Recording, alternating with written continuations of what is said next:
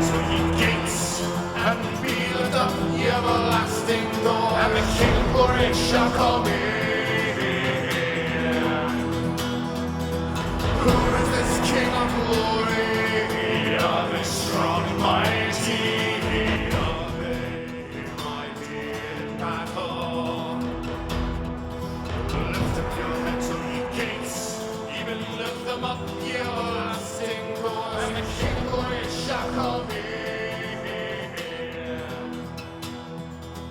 Who is this King of glory?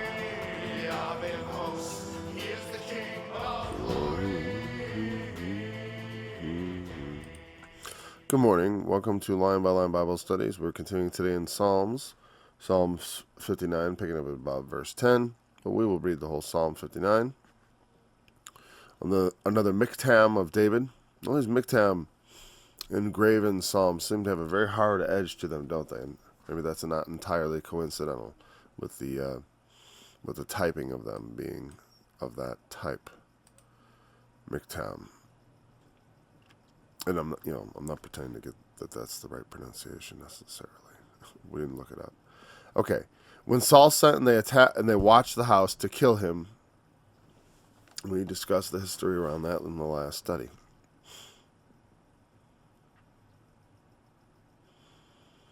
I feel like the studies got labeled weird or something because I was like, I gotta go back and look at them because I thought we started on verse 1 yesterday. Whatever. I'll just go check into it. Oh my God, defend me from them that rise up against me. Deliver me.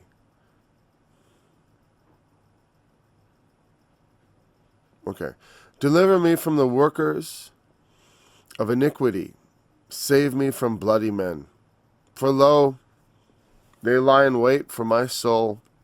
The mighty are gathered against me, not for my transgression, nor for my sin, O Lord. They run and prepare themselves without my fault. Awake to help me, and behold, thou therefore, O Lord, God of hosts, the God of Israel, awake to visit all the heathen. Be not merciful to any wicked transgressors. Selah. The return, sorry, itchy. I don't know why. The return at evening. They return at evening. They make a noise like a dog and go round about the city. Behold, they belch out with their mouth. I think actually when I said that before, now all of a sudden I'm like dogs. Swords are in their lips like teeth, like dogs' teeth. For who say they doth hear? Dogs don't care about who hears them bark. They're after the prey. But thou, O Lord, shalt laugh at them. Thou shalt have all the heathen in derision. Oh, I changed it. His strength, I will wait upon thee, for God is my defense. And the original was, I will, because of his strength. Yeah, it was just because of his strength. I will wait upon thee, for God is my defense. And we discussed that. The God of mercy shall prevent me. God shall let me see my desire upon mine enemies. Slay them not, lest my people forget. Scatter them by thy power, and bring them down, O Lord our shield. For the sin of their mouth and the words of their lips, let them even be taken in their pride. And for cursing and lying which they speak, consume them in wrath, consume them, that they may not be. And let them know that God ruleth in Jacob unto the ends of the earth. Selah. And at evening let them return, and let them make a noise like a dog, and go round about the city. Let them wander up and down for meat, and grudge if they be not satisfied. But I will sing of thy power, yea, I will sing aloud of thy mercy in the morning, for thou hast been my defense and my refuge in the day of my trouble. Unto thee, O my strength, will I sing, for God is my defense and the God of my mercy.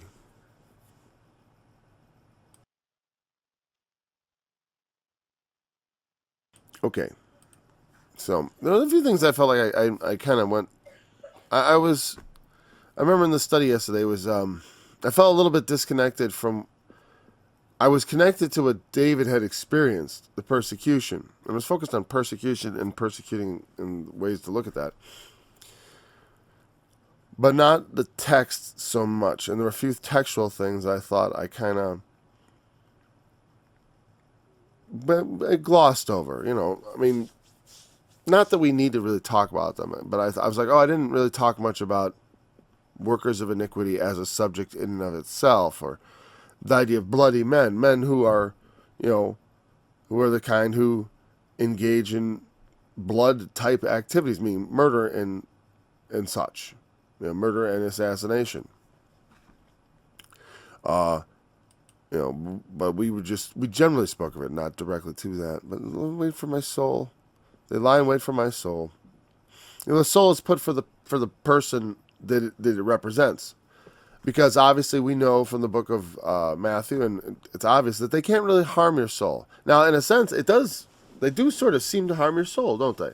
I mean, because your body is destroyed, and then what does your soul have? I mean, what do you know? When God breathed the breath of life into man, he became a living soul. And when man was slain, or when man died, there was no promise given at that time. Like, oh, but don't worry, for dust you are, and to dust you shall return, but your soul will be all right, Adam. No. And so in their perception, and that's the thing is, like, when you read David's psalm here, when I'd like to, when he says, like, consume them in wrath, consume them that they may not be, the sentiment is that of an annihilation, right? But, the idea that would be used as, like, saying, like,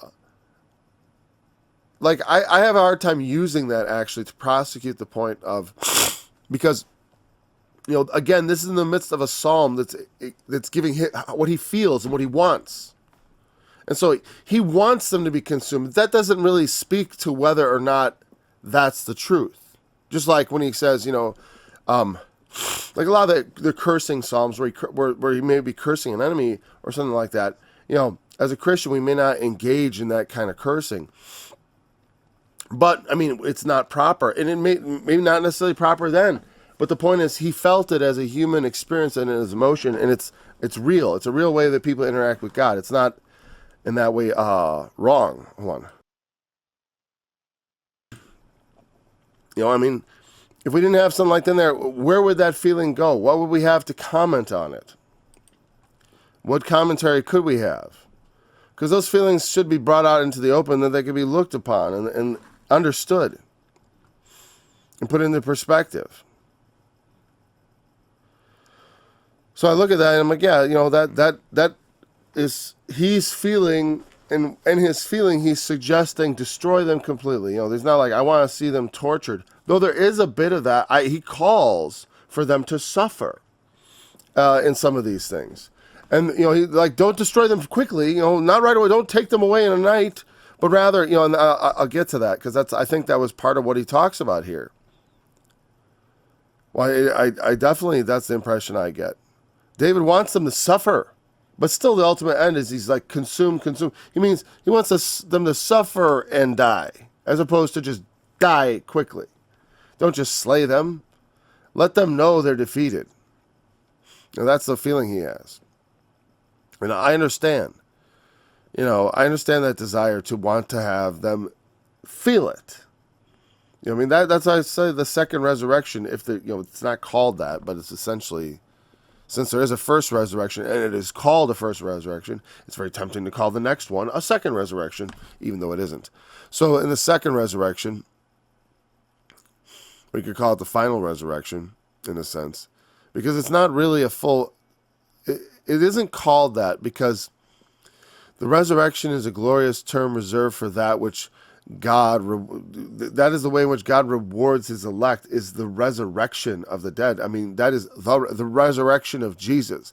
And to speak of the reviving of the wicked, that they may stand in judgment before God so that they could know, if that's the purpose of that, to compare those two things and to say that both are a resurrection, I see why there's a bit of a reluctance to trot out the word in the scriptures. That's why it's not called "this is the second resurrection," because they don't want you to think it's in any way a sort of an optimistic resurrection, because it's not.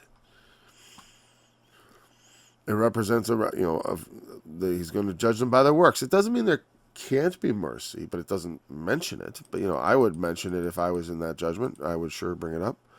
You know what I mean? What else can you do? So, I've come to God's. I've looked to His mercy now. There does come a point when it's too late, and then God laughs. And that's not necessarily literally true, but if He was a man in the same situation and you were in the same situation, He would be laughing. He would be laughing at you. At them, I should say, not you, at the enemy. Now, and then when I read this again, when it says they make a noise like a dog go round, they belch out with their mouth. I kind of was like belching, but then I was like, oh, he's still talking about the dogs, because the dog, the referring to the vulgar way that dogs make noise.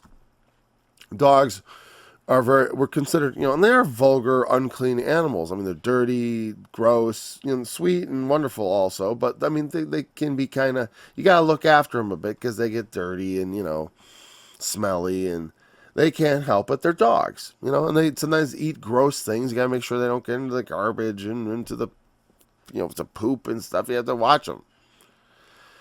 And so, when they talk about dogs making noise, they belch out with their mouth. And swords are in their lips. And behind the, dogs have very noticeable lips. Everyone notices. I mean, they're noticeable. And inside they have their teeth, the swords.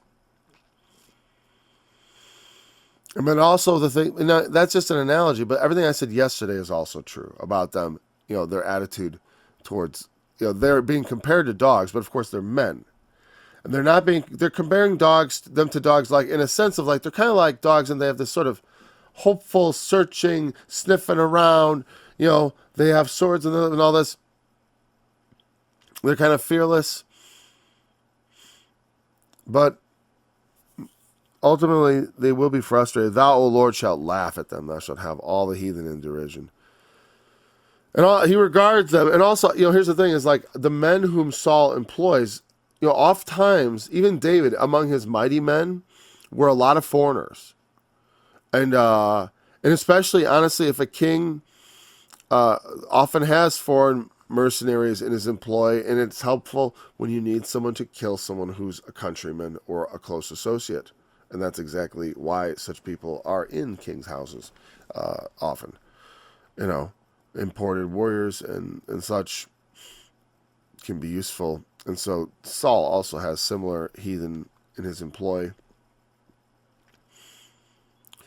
His strength, that's why I remember there's some mafia show. Was it The Sopranos or something like that, or some other mafia show? I didn't really watch The Sopranos. I watched clips for a while because I became interested in a specific clip I wanted to find. It was one about the waste business, being in the waste business, because I used to be in the waste business, and I always thought that was funny. Because when I moved to where I moved, I told people I was in the waste business at the time, but I had this Italian sounding name, and I was moving in a very un-Italian area, and it sounded, and it was at the time that show was popular, so it sounded like someone who was in the witness protection program, which I was never. All right.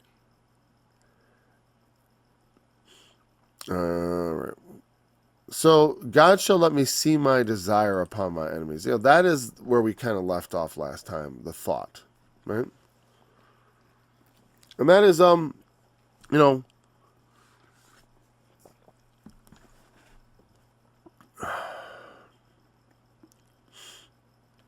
it's a comfort. I have, sometimes I'll be thinking and driving, and I'll start swearing at people, or I'll hear some report. I mean, on the radio or something like that. I'm not swearing at any individual. I'm just swearing about something. Or somebody on the radio is talking and I'm swearing at them. Sorry. But sometimes it gets to be a little bit too much. So, you know, and I think, you know, these people, especially the people who are doing destructive things in the world that, of course, hurt people, you know, people who are powerless and such, but also enrich themselves. You know, people who are getting rich off the pain of others. You know, and nothing more disgusting right now to me than the mandates and the companies for pushing them so hard. And I'm thinking, you know, I hear, you know, the talk.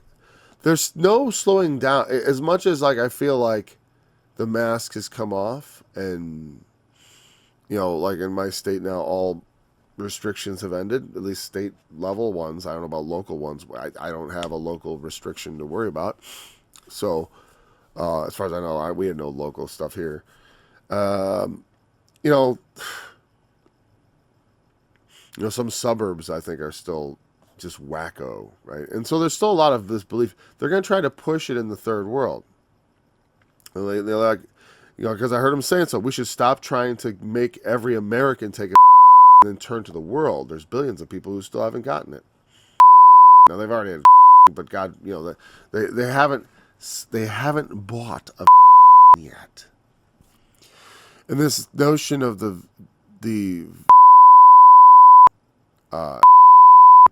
being and potentially getting into the big unknown question mark that's like recently coming out in I'm like, I honestly, it's much more. There are many more unknown things than anyone let on, and they really, really railroaded people, and they took, like, there was no free. All those were paid for by your grandchildren. Okay, they're the ones who will be slaves to pay for our stupidity, and that's not entirely a tongue-in-cheek thing. It's like that's where we could all end up. You know, that's what happens to nations that forget God. It is. You know, we just studied it in Isaiah. And like, you know, it's like when he ceased to look down and see a lot of Christians looking up, and, you know, but instead here's rather people like me calling for vengeance, and let me see them hurt. Let me, you know what I mean? Instead of calling for mercy, saying, let me see my desire upon my enemies. Lord, give them into my hand.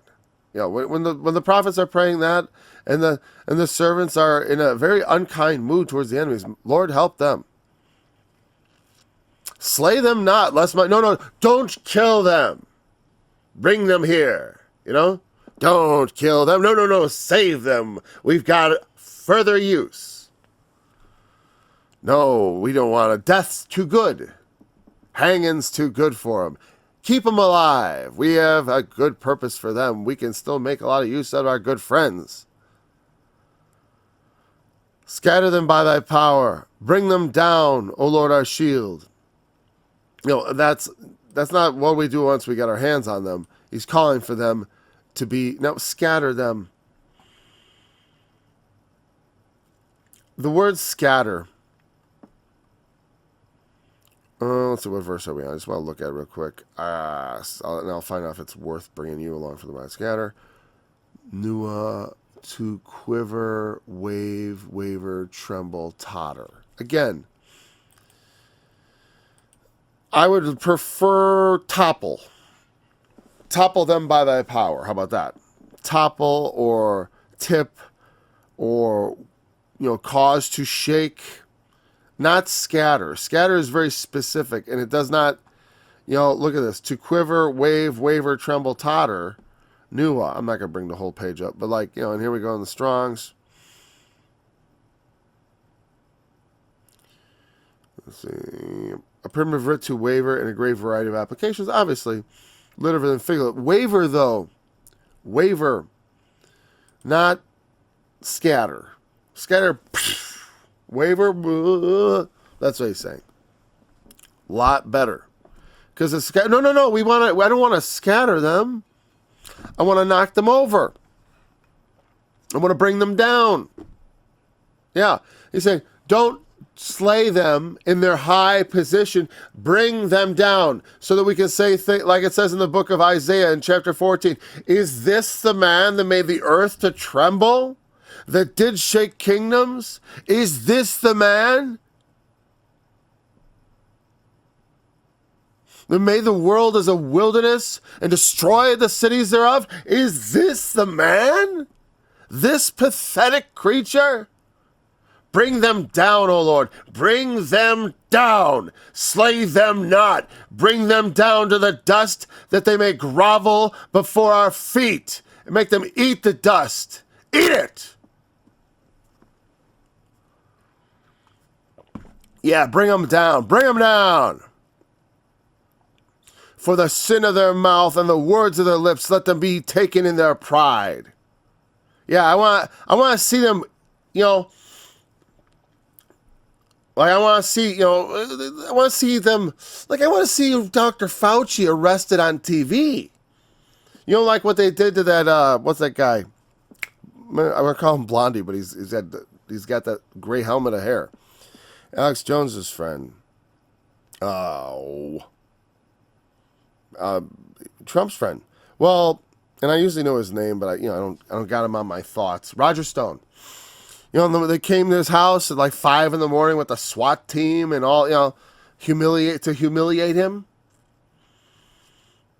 They don't have to do that. They can be very accommodating, but if they want to humiliate you, they know how to do it. And that's what David's saying. Humiliate them. For the sin of their, let them be taken in their pride. In that, let them be taken at their high, and just when they're at peak moment, just rip the chair out from under them.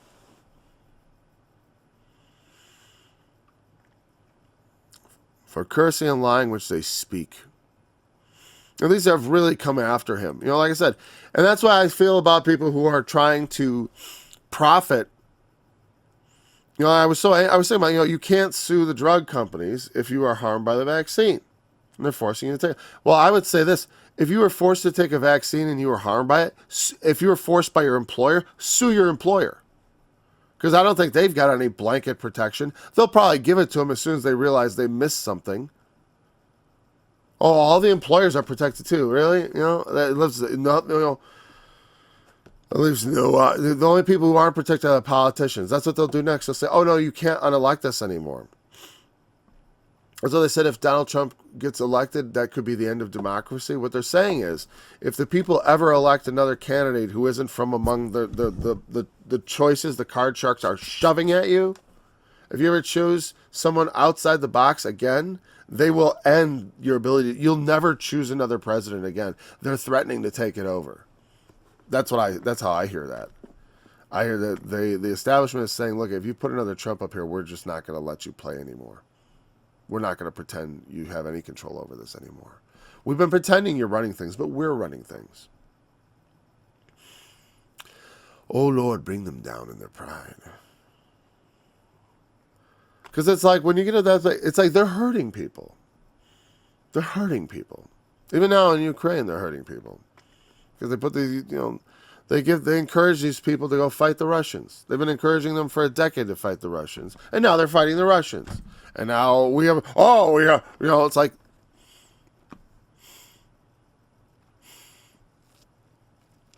there's no vision among the leaders of our world. I'm sorry.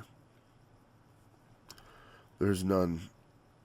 And so we will perish. You watch. Until we get one, we'll just keep perishing. We're going to head in the direction of perishing, and we're going to start dying. We're dying. Our nation is dying. We're not dead yet, but here we go. As they slowly suffocate and strangle us. Consume them in wrath, consume them that they may not be.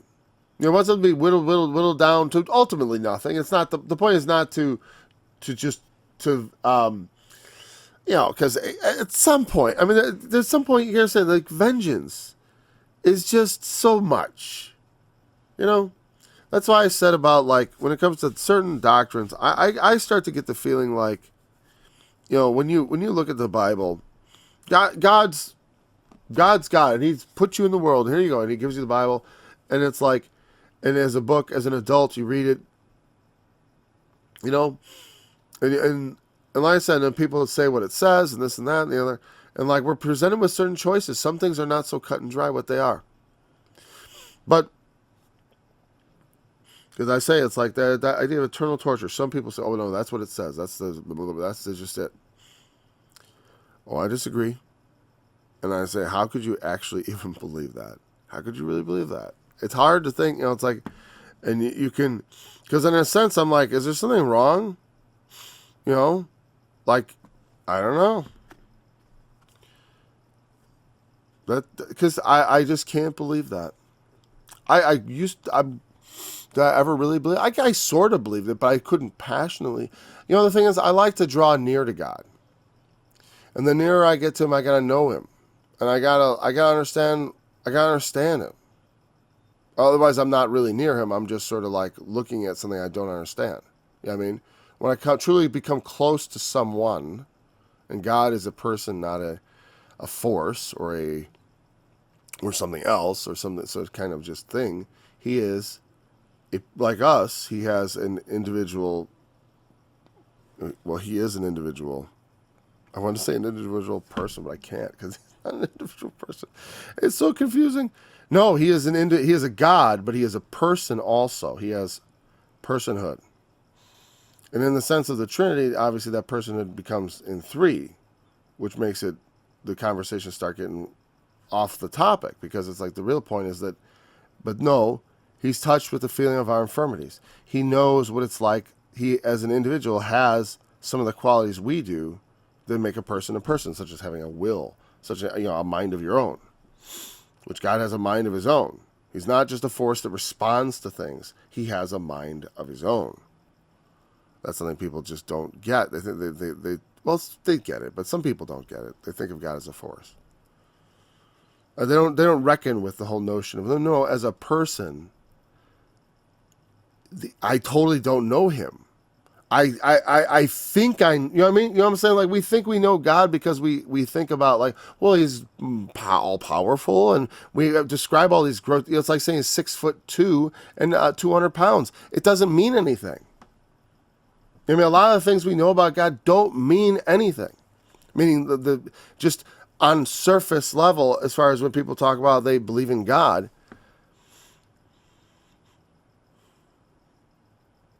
Like, you know, but when we know, but what is it based on? It's like, well, all that He's done, all that He will do, all that He's promised to do, all the things the words of comfort, all those words. Like you don't know Him till you've heard His words.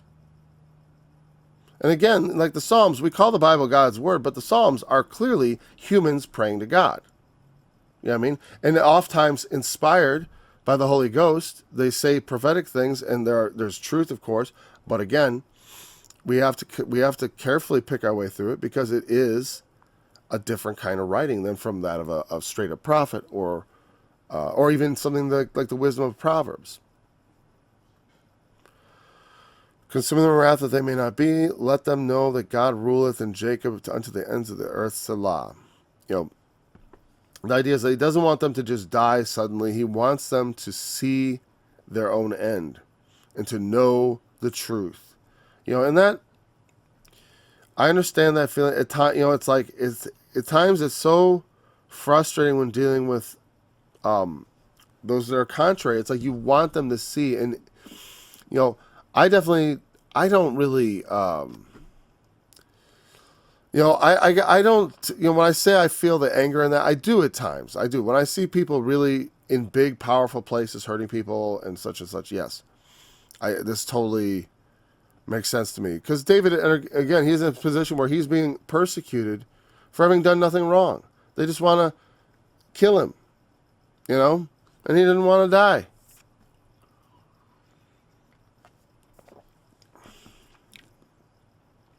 Let them know God ruleth in Jacob. They want to know that because they don't fear God.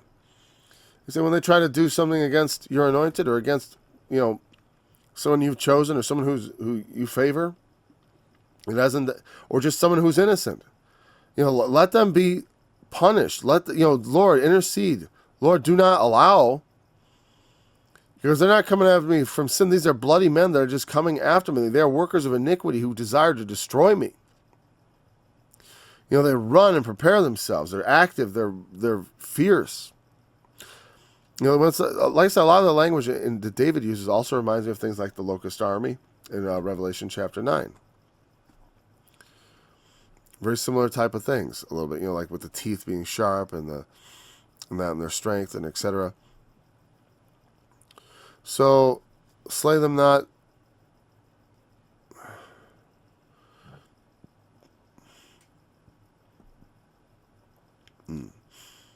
For the sin of their mouth and the words of their lips, let them even be taken in their pride.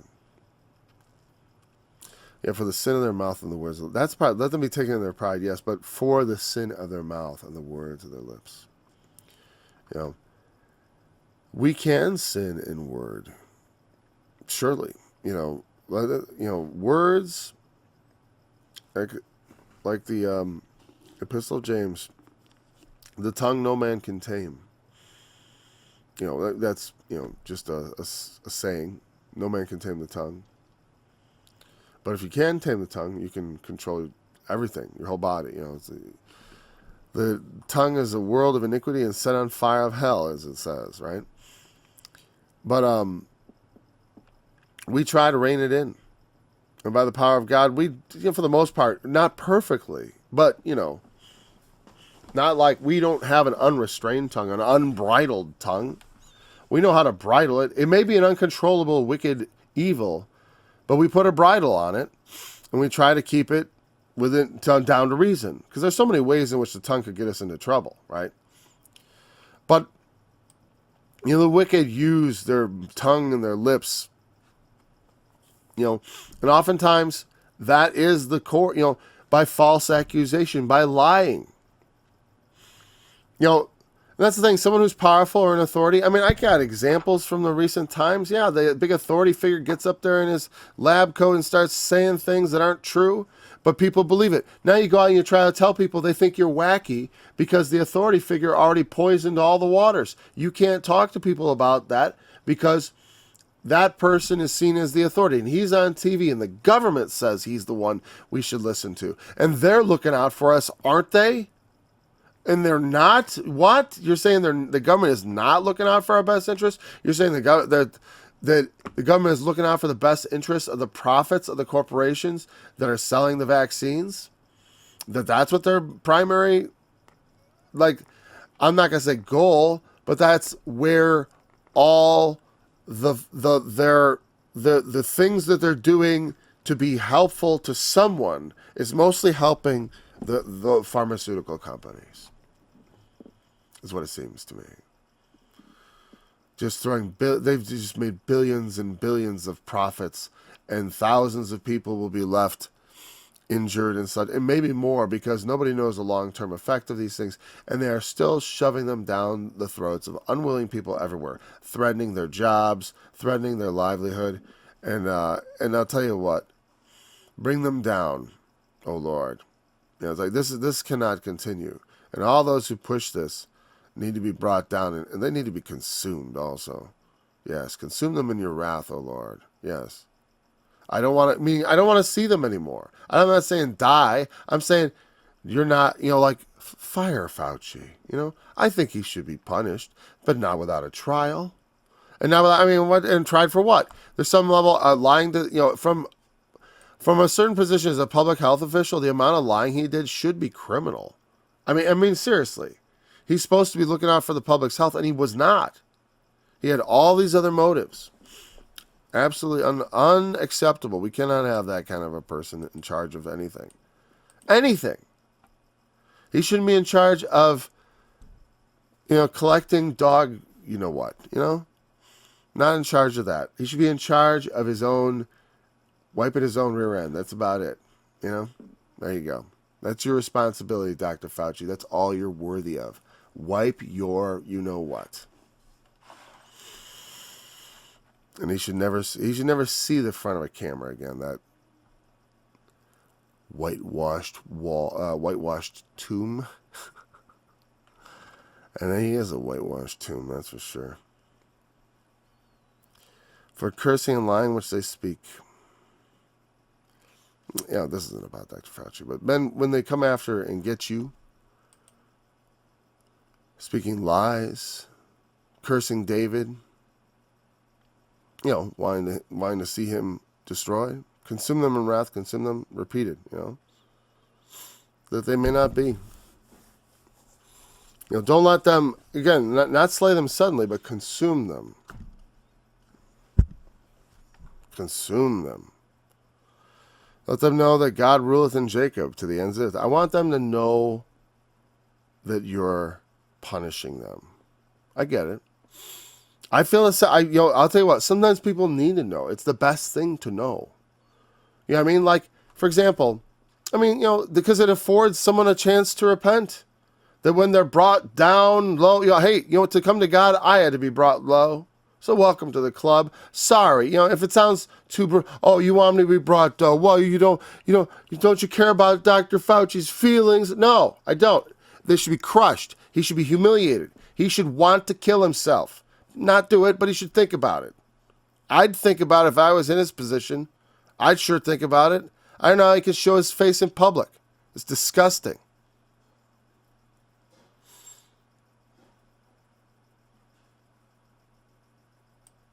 It is. I don't see it as a whole lot different than people going around assassinating people in the night. There's about as much regard for human life and human agency, meaning our ability to make our own decisions for ourselves and to look after ourselves. The amount of arrogance and just absolutely, I'm glad I'm a Christian because otherwise I'd be a violent man. I would be a violent man. Because there's something in my heart just loves violence. Because there's a certain, I know it. I used to love playing football, and I loved hitting people hard and knocking them on the ground. That was one of my favorite things. To just absolutely blindside someone and knock them silly. And it's not, there was just no regard for the other person. And it's part of the game, and you're supposed to do that. But I loved it. I will sing of thy power. Yea, I will sing aloud of thy mercy in the morning. God has power to destroy and also power to save and to be merciful and to lay aside his wrath. He is so powerful. He can take all the wrath boiling inside him and go, put that away and give you mercy. Who deserves not mercy. Because if mercy was deserved, then it wouldn't be mercy. All right. Let them wander up and down for meat. Leaving. Okay. He wants them to know. And then let them return. And let them make a noise like a dog and go around the city. Again, sniffing around. Let them sniff around again. Let them wander up and down for meat and grudge if they be not satisfied. That sounds pretty obvious with them. Like be unhappy, grudge if they be not satisfied. What does this add? Berean Bible, smooth, accurate, free. Well, they got some sort of special little thing they got. I'm just curious. This is not an ad this is not a paid promotion. Oh, it's just at the bottom of the page. I get it. Okay. Oh, grudge. Yeah, I want that grudge. Verse 15. Whoa, for meat and grudge.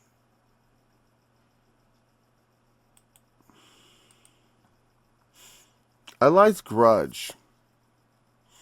Now I wish I hadn't looked it up. Because they say now to lodge, to pass the night.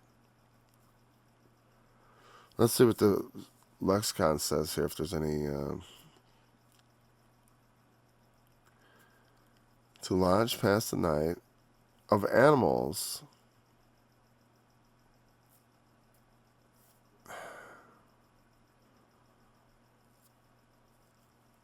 to murmur... Wow, this has a lot of uses. Oh, great. I didn't see the one about, like, Psalm 50. If it was there, I missed it. All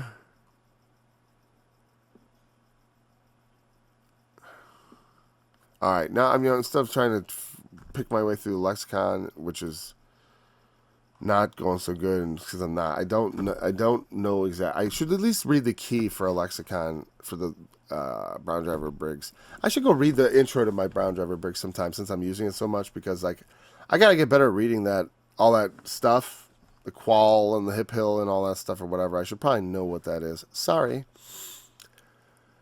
I love the NIV. For the director of music to the tune of "Do Not Destroy" of David, a miktam.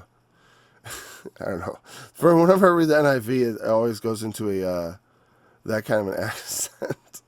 Whenever I go NIV, that's how I sometimes feel. Like, just because they're like trying to be so like, for the director of music to the tune of, because they're doing all the assumption of what miktam means. Oh, that's not miktam. Actually, they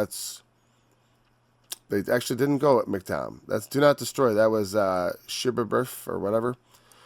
Trebucheth, or no, it was Altashith. Altashith, "Do Not Destroy." And that very well may be correct. But again, they say probably a literary or musical term because no one really knows. All right, let's see. Why isn't that? Oh, I know what the problem is. There we go. They return evening snarling like dogs and prowl about the city. Okay, then that's interesting. For sins of their mouths and the words of their lips. Okay, wait, yeah.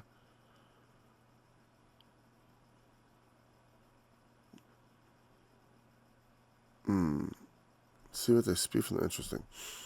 All right, and prowl about to say they wander about for food and howl if not satisfied. Huh.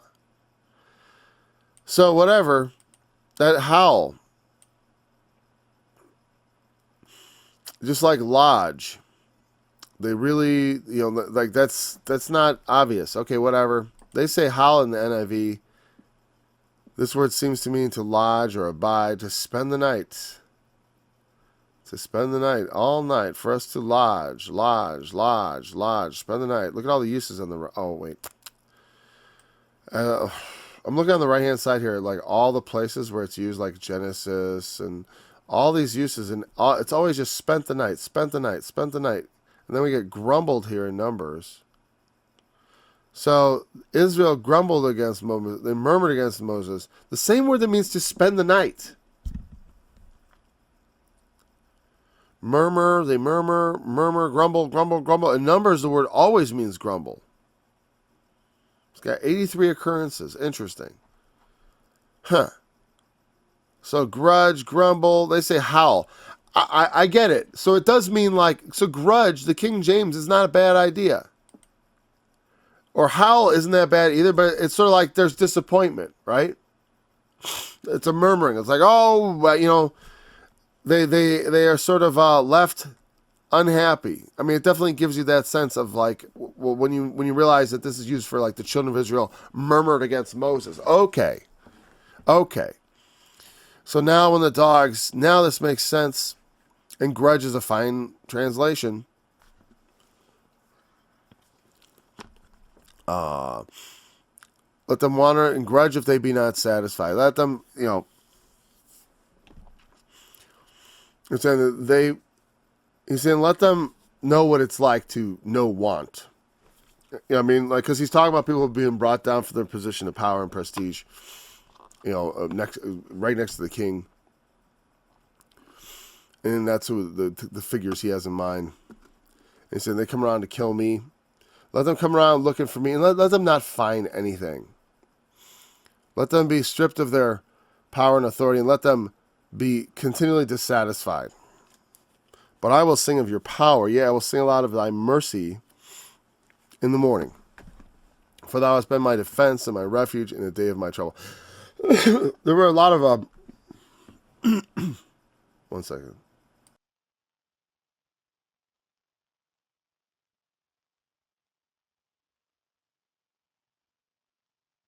All right.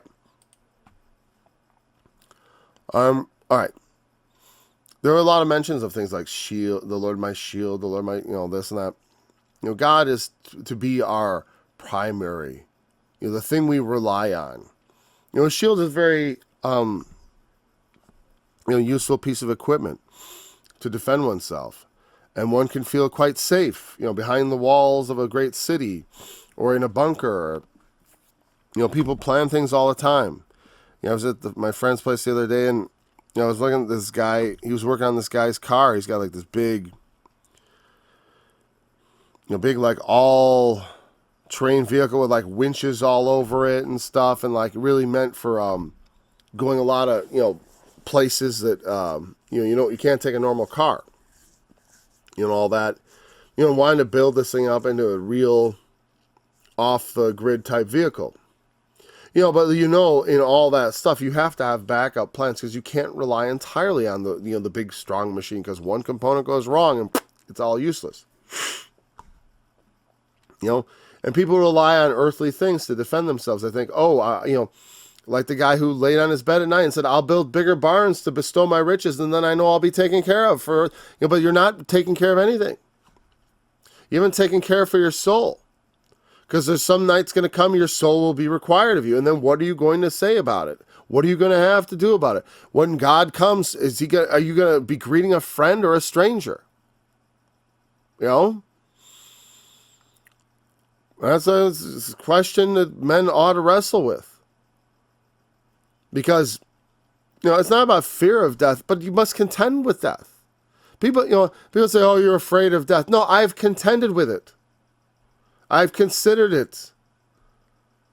Like he's gonna go blindly off the cliff. You're not even gonna think utter. It's not a question of fearlessness. It's of a complete lack of curiosity, a complete lack of just any kind of consideration of I'll just assume it's meaningless and be fearless. It's like, come on. That's a very rare. There's very rarely someone can actually be like that. There's a very few, small number of human beings that actually have that kind of mentality and can actually, they could actually pull that off with no second thoughts, really. And if there are no second thoughts, then it's like I said, I don't think it comes from having considered everything necessarily. Well, I'm saying, like, if you do consider, then you can come to a position where you have no more second thoughts. Well, you should all think about these things, and most people do. We have to face our maker, and having come into this life, we don't know what it's all about. We try to learn, we go to the scriptures, we go to the revelation of God, we try to understand, but we don't of ourselves really know. And like I said, but we all know that there's some gift been given here to us. I think we instinctively know that there's some good here. That's what people often grudge, and they waste away their lives pining after things they don't have, in jealousy and in envy, in this life. They come in this life, they receive this wonderful gift of this life, but then they see that others have even more and better, and they pine away in jealousy, just longing after the things that others have, and not making the most of their lives and finding out what their purpose is. Instead of, thinking like, I want their purpose or someone else's purpose, trying to get in, I don't know. We envy, we want riches, we want power, what is it we want? Men, it's like, I want beauty at my fingertips. I want a beautiful woman.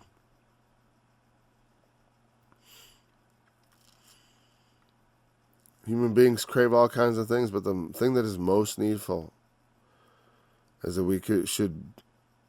that we have to do something about our relationship with God, that it's broken, and that our life is a brief and fleeting thing that doesn't mean much. As far as there are billions of us. Each of us as an individual doesn't really count for much. Not if you just look at it from a mechanistic point of view. It was only through through God's election and choosing that we find a real significance. Or we certainly can. I mean, you can make significance out of whatever you want. It's often found, but I find that we find the most significance when we are engaged, working hard at things. This is hard work and engagement, deep mental engagement in a subject is what makes life more meaningful. I mean, like that. Even people without God who are enmeshed in some subject, some passion, find fulfillment in that, and they have their reward, as far as I'm concerned. They live the life they wanted to live, and they shouldn't expect anything more from God. If that's how they, then there should be no further argument. Really, they should be like, oh yeah, yes, that's all I bargained for. I didn't believe in God, and now that there is one, well, that doesn't change a thing. I still feel the same. I wonder if that'll be true. I wonder if they will feel the same. I doubt it. I will sing of thy power. I will sing a lot of thy mercy in the morning. I like to sing of God's mercy, and I like to sing of his power. There's a lot more material when you want to sing about his power, though, to tell you the truth. In wrath, remember mercy. For thou hast been my defense and my refuge in the day of my trouble. Unto thee, O my strength, will I sing. In all the days of trouble, when I've had trouble, yes, God has been my defense and my refuge. And that when we have trouble, the essential thing is to remember to go to God as a defense and a refuge. I always found that all my difficulties were more difficult because I did not immediately turn to God. Is it sometimes I don't know why, but sometimes I don't want to turn to God, I guess because I don't want things to get better or something. Sometimes we just want to revel in bad feelings or in pessimism. I'm not going to say I'm immune to that sort of human stupidity that people sometimes are like that, and so am I. Whatever. I'm not always right and intelligent. Sometimes I'm plain stupid. That's all right. I mean, not all right, but it's human nature. Even it doesn't. I'm not the smartest, and even as smart as I am, I'm pretty stupid. That's pretty much how we need to understand things. Because realizing that, there are so many great big systems. Like, just the world is a huge system. And things like the human genome and stuff are huge systems. And human reproduction across the whole planet and stuff. And injecting billions of people with an experimental vaccine. Yikes. Have a little humility and understand, there can be a lot of unforeseen consequences in doing something that big. Because that's a big system. You're messing with big time. I know people who are expecting just billions of people to die. Okay, well, we'll see it. Let's see it. That's why I said, whenever someone says, well, what if this, what if that? It's like, well, if that, then that, if that, let's talk about that. Once we see because like I said, the pandemic, I didn't see piles of coffins anywhere. And as far as this vaccine thing, don't tell me all kinds of people are dying until I start seeing coffins. Because otherwise, it can't be like the vaccine where it's just like, oh yeah, I heard a report here and a report there. I'm not going to accept that. I'm not going to accept that. That's just normal problems with drugs and stuff. A lot of the things we come up with to cure disease are just poisoning people. And so you give them the drugs and they're got all these horrible side effects and their bodies are all screwed up and stuff. All these pharmaceuticals and stuff. There's just so much going on that is not, so it's like,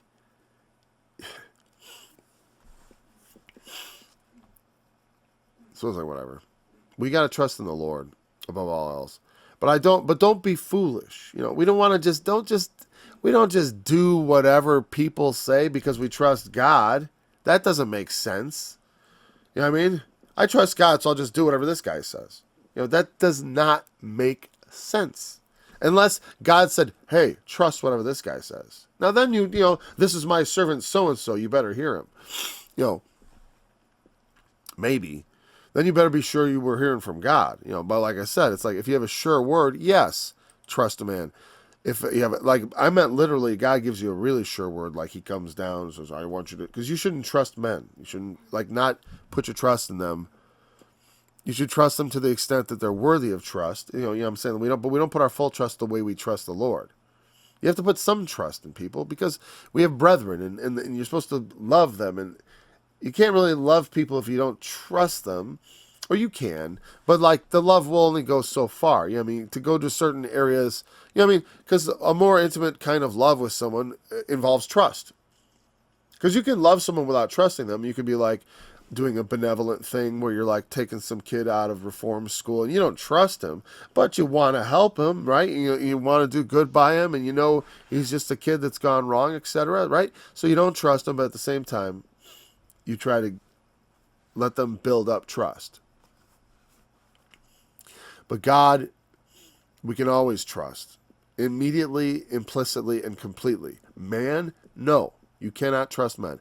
But to the degree that God has called us to live peaceably with all men, and to the degree that God has called us to bind together as a body and to work together and to, to seek out God's kingdom together, we have to in some way trust brethren. We have to be able to trust our brothers. And if we can't, or we're not going to be able to get much done, And I don't deny that's probably a bit of a problem for me. It's not so much, well, you can call it a trust issue, but I've often said I don't work well with other people. I work best by myself. And I've tried to collaborate with people over the years, but generally it's very difficult. Let me say that. God is my defense and the God of mercy. Now I got 5 minutes left. Do I start Psalm 60? Well, let's just talk about the end here. This, according to study 88, if we were to continue that thought process, I'm just doing it for an experiment. This is not meant to be like, this is what you do, okay? This is not the doctrine of string genie. You got to read Psalms this way. It's just, in my companion Bible, E.W. Bullinger makes a good case for it. I talk about it in study 88. And I'm just going to see how it turns out when we do that. So Shushan Eduth. Upon Shushan Eduth. Shushan Eduth. What does that mean? I guess I could look it up on the Bible Hub software, but I got my scriptures right here. I'm just going to Shushan Eduth. Shushan Eduth. Okay. Meaning it is testimony regarding to the second Passover provided for in Numbers and acted out in Chronicles.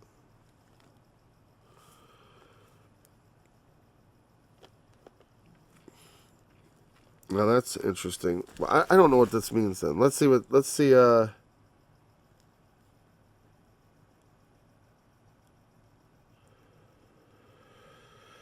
Yeah, what to do about Shushan? Well, I'll tell you what. He says it relates to the Passover. It is testimony. Shushan. Let's see what it looks like in the online. And we'll wrap up here. Let's see online what it says about the Shushan Eduth. And why? Oh, I'm off the screen. That's why. Okay, good. We're all free. Shushan Eduth is going to be actually the next psalm, of course, because only Bullinger corrects this, or suggests this correction. There is some other school of thought or whatever. I don't know. Shoshanim Eduth. Shushan Eduth or Shoshanim. Oh, lily of testimony. All right. Or trumpet. Lily or trumpet of testimony. All right, whatever. Testimony. Because it says here, it is testimony relating to the, let me say what, in my Bible notes, it says, it is testimony relating to the second Passover provided for in Numbers 9, 5 through 14. And, okay, the second Passover in Numbers 9, 5 through 14, but I'm just a little bit baffled why. Yeah. It has to do with the Passover that they would have when people would be unable to keep the Passover, like they were unclean at the time, like they'd been near a dead body during the time of the Passover. It was like your makeup Passover.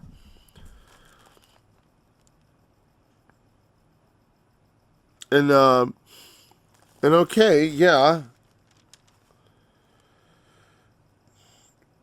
So that's the makeup Passover. Okay, there's a makeup Passover, and he says this relates to that. Acted out in 2 Chronicles chapter 30. Psalm 79. Oh. Well, I don't know. I guess my thought then is that perhaps what he's saying is that this is a psalm that was read on that occasion. And I don't know how he knows that, and I'm not particularly concerned.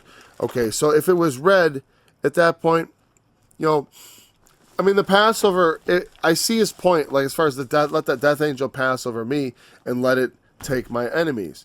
And it does go back to that sort of early Hebrew history, as far as like, I see why he would connect that, as far as a direct connection to that psalm, not to that event in David's life, but rather that psalm was read on the Passover or on the second Passover.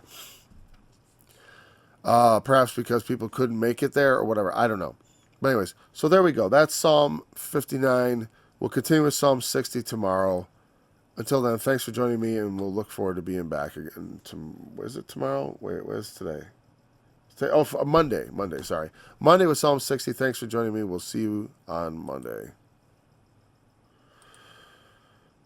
Lift up your heads, O ye gates, and be lifted up, ye everlasting door, and the King of glory shall come. Oh, and I will have a new song premiered sometime this afternoon.